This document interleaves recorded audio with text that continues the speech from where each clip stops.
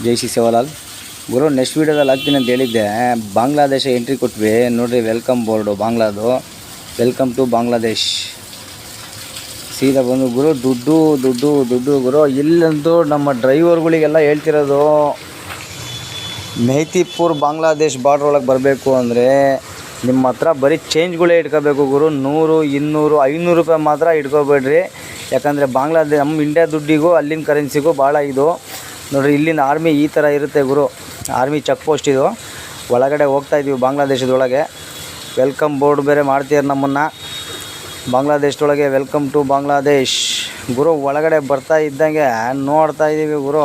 ಬಾಂಗ್ಲಾದೇಶು ತಕ್ಕಮಟ್ಟಿಗೆ ಪರವಾಗಿಲ್ಲ, ಚೆನ್ನಾಗಿದೆ. ಆದರೆ ಇಲ್ಲಿನ ಜನಗಳೇ ನಮಗೆ ಅರ್ಥ ಆಗೋಲ್ಲ ಗುರು. ಜನಗಳು ನೋಡ್ತಾನೆ ನಮಗೊಂಥರ ತಲೆ ಕೆಟ್ಬಿಡ್ತು.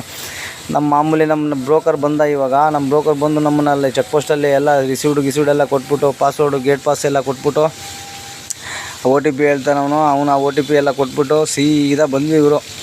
ಬಾಂಗ್ಲಾದೇಶದೊಳಗೆ ಎಂಟ್ರಿ ಕೊಡ್ತಾ ಇದ್ದೀವಿ. ಇದು ಅಥಾರಿಟಿ ಆಫ್ ಬಾಂಗ್ಲಾದೇಶ್ ರೋಡ್ ಅಂತ. ಸೀದಾ ಒಳಗೆ ಬಂದ್ವಿ. ಬರ್ತಾ ಇದ್ದಂಗೆ ಗುರು ಒಳಗಡೆ ಕರ್ಕೊಂಬಂದ. ಕರ್ಕೊಂಡು ಹೋಗ್ತಾ ಇದ್ದಾನೆ. ಎಲ್ಲಿ ಹೋಗ್ತೇನೆ ಅಂತ ಅರ್ಥ ಆಗಲಿಲ್ಲ. ಒಟ್ಟು ಇಲ್ಲಿ ಮಾತ್ರ ಎಂಟ್ರಿ ಕೊಡ್ತಿದ್ದಂಗೆ, ಬಾರ್ಡ್ರು ಒಳಗಡೆ ಬಾಂಗ್ಲಾದೇಶ ಒಳಗೆ ಎಂಟ್ರಿ ಕೊಡ್ತಿದ್ದಂಗೆ ಗುರು ಸ್ವಲ್ಪ ಚೆನ್ನಾಗಿಲ್ಲ. ಗ್ರೀನು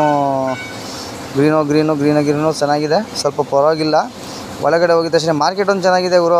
ಮತ್ತು ಈ ಬಾಂಗ್ಲಾದೇಶದ ಒಳಗಡೆ ಸಿಟಿ ಒಳಗೆ ಹೋಗ್ಬಿಟ್ರೆ ದೇವರಣೆಗೂ ನೀವು ಒಂದು 5 ನಿಮಿಷನೂ ಇರೋಲ್ಲ ಗುರು.